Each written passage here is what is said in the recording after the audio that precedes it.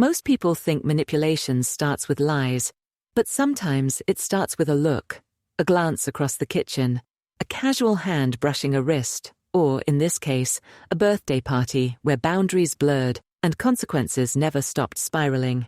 This story isn't about a teenager seducing a grown woman, it's about a mother, middle-aged, respected, seemingly stable, who crossed a line so recklessly that even when she saw the wreckage, she kept going. Her daughter's boyfriend was only supposed to stay the summer. Instead, he became the target of an obsession. When he tried to pull away, she didn't cry or beg. She threatened. She controlled. She said he touched her first. She said, if he told anyone, she'd ruin him. And suddenly, a lie more dangerous than any physical act hung between them. How far will someone go to keep a secret love affair from being exposed? And when love turns into psychological warfare, who really holds the power? So if you think you've heard it all, you haven't. Hit follow on your favorite platform and leave us a comment, because the next story might just change the way you see everything. Don't miss a single twisted turn. Chapter 1. The Summer He Moved. In. Rachel Palmer always thought she had a handle on temptation. She'd resisted more than her share. Bad deals, sleazy clients, the occasional flirtatious glance from younger men during open houses. At 52, divorced and emotionally frayed, she had finally come to accept her new role in life. The invisible woman. The mature mother. The third wheel to her daughter's blooming youth. But everything shifted the summer Nicholas Nick DeLuca moved into their home. He was her daughter Emily's boyfriend, 19. Tall, lean, polite in that almost old-fashioned way that made mothers like Rachel instantly trust him. He was mixed race, his father Italian, his mother Jamaican, with the kind of chiseled bone structure and soft eyes that reminded Rachel of movie stars from the 80s. He was, quite simply, magnetic, and worst of all, he didn't seem to know it. Emily had brought him home from college after spring semester. Their dorms had closed early for renovations, and Nick's family situation was complicated. His mom had relocated to Europe, and he didn't get along with his stepdad. Rachel, wanting to play the generous hostess, offered their spare guest room for the summer. "Just until you find something more permanent," she said with a smile, not realizing just how permanent his presence would become in her mind. The first few weeks were harmless. Rachel made extra breakfast. She folded his laundry once when Emily was out. She'd ask him about his film classes, pretending to be more interested in French cinema than she ever actually was. But then came the poolside afternoons. Rachel started wearing her old two-piece bikini again, justifying it to herself by saying, "It's my house, I can wear what I want." She'd walk by Nick with a towel wrapped loosely around her waist, pretending not to notice his glance, though she always noticed. It thrilled her. Not just because he looked, but because he looked away, respectfully. That made it worse. That made it irresistible. Emily didn't notice anything. Why would she? She trusted her mother, and Rachel used that trust like a scalpel. One night, while Emily was at a friend's birthday, Rachel and Nick found themselves alone in the kitchen. She poured herself a second glass of wine, then casually offered him one too. He hesitated. "Come on, I'm not going to tell," she smiled. "You're practically family." He gave in. The conversation started with movies, then relationships, then how hard it was to maintain romance when people lived under the same roof. "I know it's weird," Rachel said, her fingers absently tracing the rim of her wine glass. "Being back home, feeling watched all the time." Nick nodded, taking a slow sip. "Yeah, I mean it's temporary. I appreciate you letting me stay though." "You don't owe me anything," she said. "I like having you here." Silence stretched between them. "You're good for Emily," Rachel added. But there was something in her tone, a softness, an edge. Nick smiled politely, then looked down. "You're sweet," she said. "Most boys your age are immature. You're different." Another silence. And then, Rachel placed her hand lightly on his forearm. Not for long, just long enough for him to notice. "Anyway," she said suddenly, standing, "I should go to bed. Don't stay up too late." She left without another word, but her touch lingered. 2 days later, it escalated. Emily was upstairs napping after a long shift at the cafe. Rachel found Nick alone on the patio, reading. She brought out lemonade. Not in 2 glasses. Just one. She drank first, then handed it to him, like they were sharing a secret. They sat in silence for a while before she said, "You know, you remind me of someone I used to know, when I was your age." "Yeah?" he asked, not looking at her. He was intense, kind, beautiful, just like you. He chuckled uncomfortably. "Rachel, She leaned over and kissed him.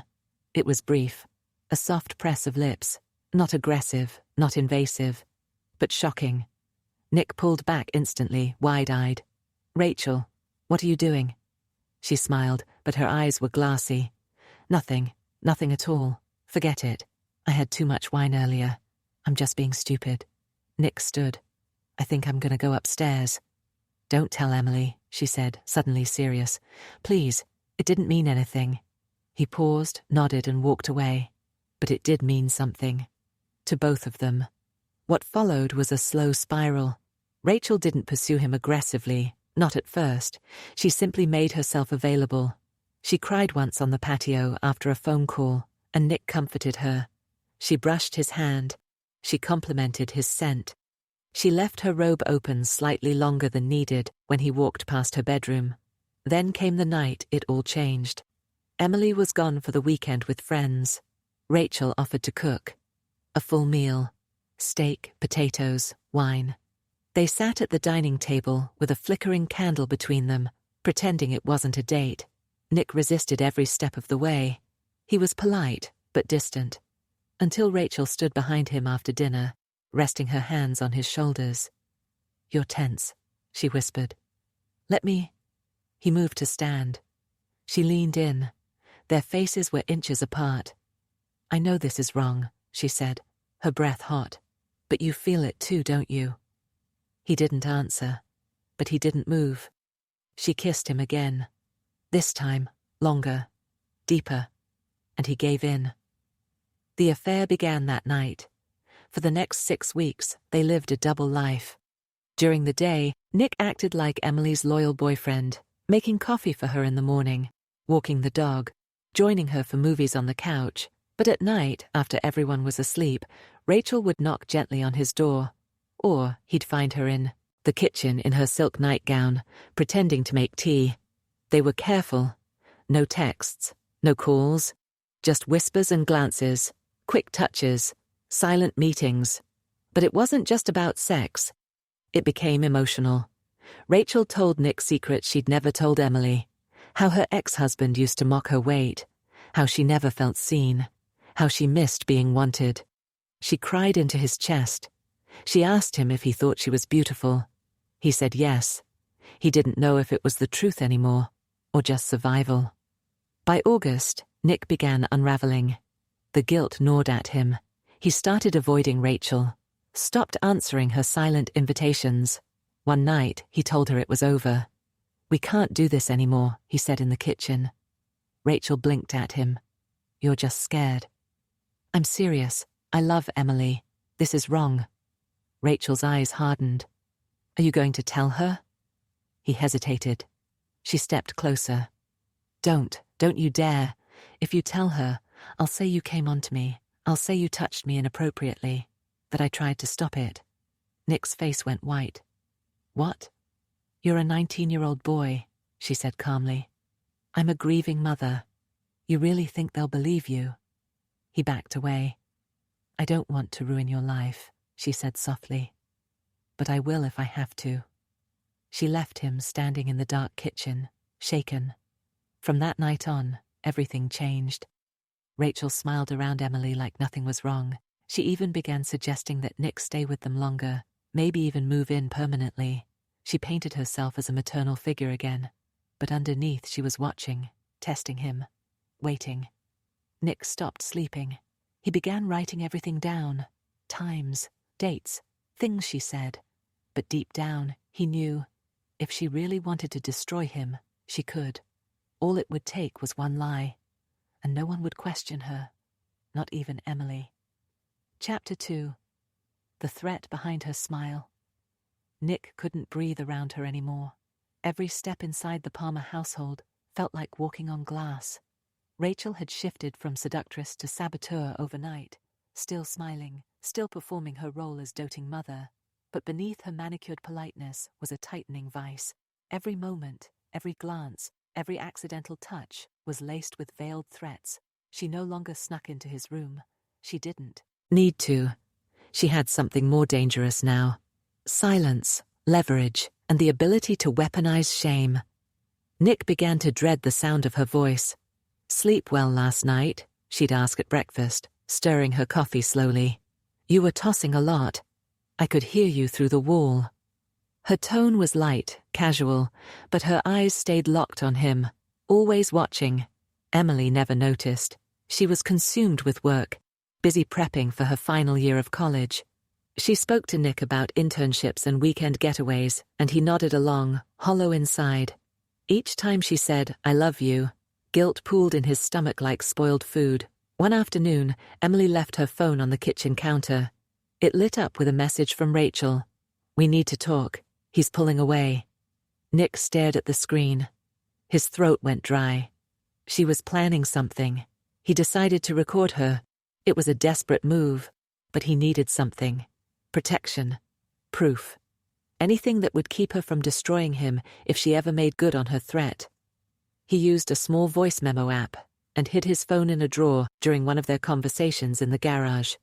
Rachel was helping him lift old boxes under the pretense of cleaning out storage.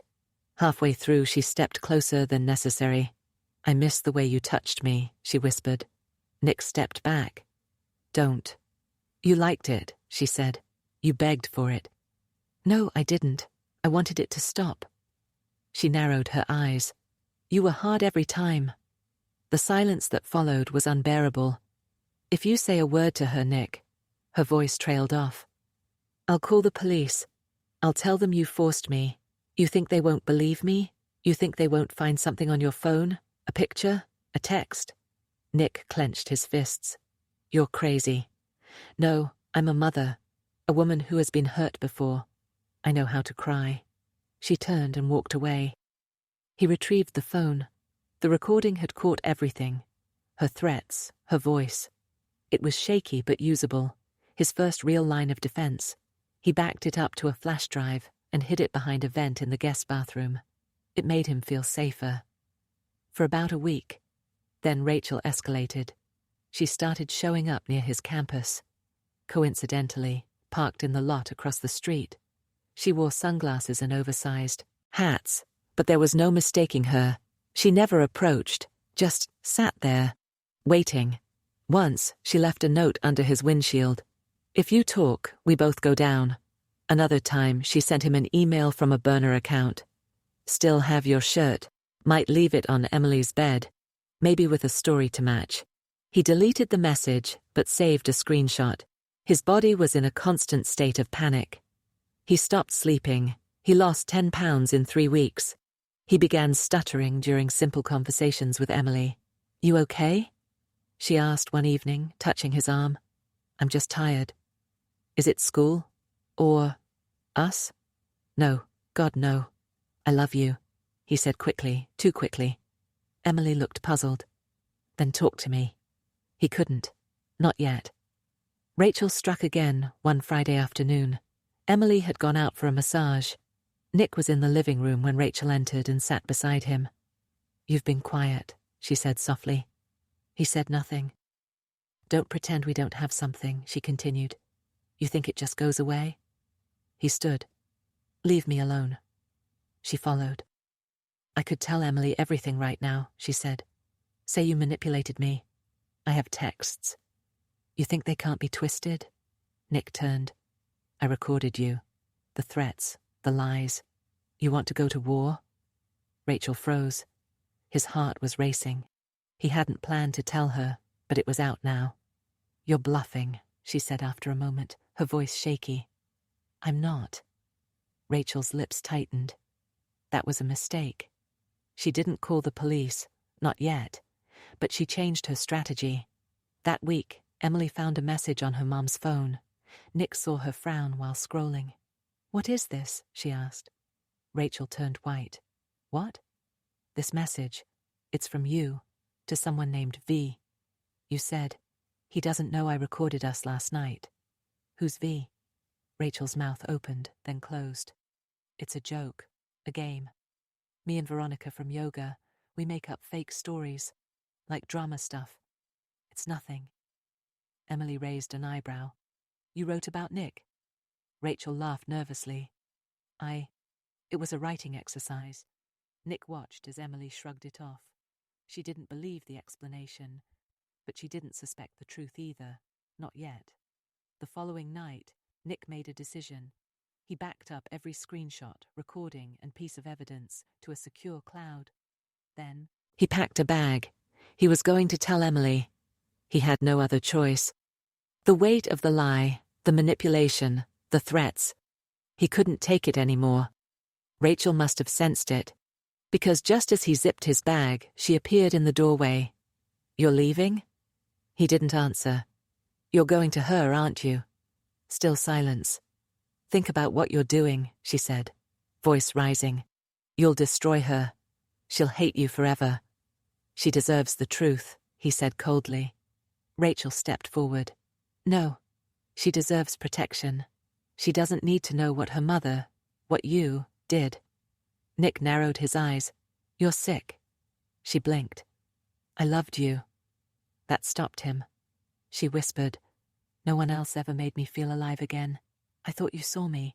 I saw someone desperate, he said, and I'm done protecting your lie. He pushed past her. Rachel didn't follow. She didn't scream. She just stood there in the hallway, a shell of the woman who once threatened to burn his life down. He didn't trust the silence. That night, Rachel left a voicemail on Emily's phone, sobbing, barely coherent. I'm sorry. I tried to stop it. I should have said something sooner. He came to me. I didn't want it. I didn't. Nick heard it through the bathroom door. Emily was crying. His stomach dropped. She believed her. Chapter 3. The Lie That Almost Won. Emily sat at the edge of her bed, eyes red, hands shaking, as the voicemail looped for the third time. I tried to stop it. I didn't want it. He wouldn't let me. Nick stood just outside the doorway, paralyzed. He'd known this was a possibility, that Rachel would try to twist the story first. He just hadn't realized how quickly she'd weaponized tears, and it was working. Emily turned toward him, disbelief carved into her face. Nick, she said quietly, what the hell did you do? He stepped in slowly. I didn't hurt her. She's lying. She sounded terrified. She said you forced her, that you manipulated her. No, he said firmly. It was the opposite. She came on to me. She threatened me when I tried to stop. Emily recoiled. My mother? Seriously? That's the story you're going with? Nick pulled out his phone. I have proof. She hesitated. I recorded her. The threats. The way she manipulated everything. I even backed it up. There's more on the flash drive hidden behind the guest bathroom vent. Emily blinked. You recorded her? She said if I told you, she'd accuse me of abuse. She said no one would believe me because I'm a guy. That's why I didn't say anything. That's why I stayed. She stared at him. So you had an affair with my mother, and instead of ending it, you recorded her? I tried to end it, he said, voice trembling. She wouldn't let me. Emily shook her head slowly, trying to process it all. I need to hear it. Nick retrieved the flash drive and played the clearest audio recording. In it, Rachel's voice was unmistakable. If you tell Emily, I'll say you forced me. You're 19. I'm a grieving mother. You really think they'll believe you? Silence. I don't want to ruin your life. But I will if I have to. Emily sat stone still, one hand covering her mouth. Her breath hitched. I'm sorry, Nick said softly. I should have told you sooner. I just didn't know how. Tears ran down her cheeks, but she said nothing. When the recording ended, she stood and left the room. For a long time, Nick didn't know whether she'd ever come back. Rachel didn't expect the confrontation. Emily arrived home 2 hours later, and without a word, played the recording aloud in the living room. Rachel froze. The words echoed against the walls like gunshots. "If you tell Emily, I'll say you forced me." Rachel's mask dropped. She tried to speak, tried to cry, but it didn't work this time. "You lied to me," Emily said coldly. "You lied about everything." Rachel's eyes darted to Nick. "He used me. He wanted it. I was vulnerable. Your father left, and I was so alone." "Don't you dare make this about you," Emily snapped. "You seduced my boyfriend, then threatened to destroy him when he tried to get away from you." Rachel took a step forward. "Sweetheart, Emily backed away. "Don't call me that." The silence between them was brutal. Then Rachel whispered, "You'll regret choosing him over your own mother." Emily's voice was steel.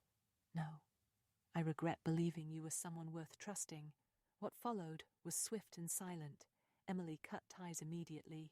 She moved in with a friend for the remainder of the summer.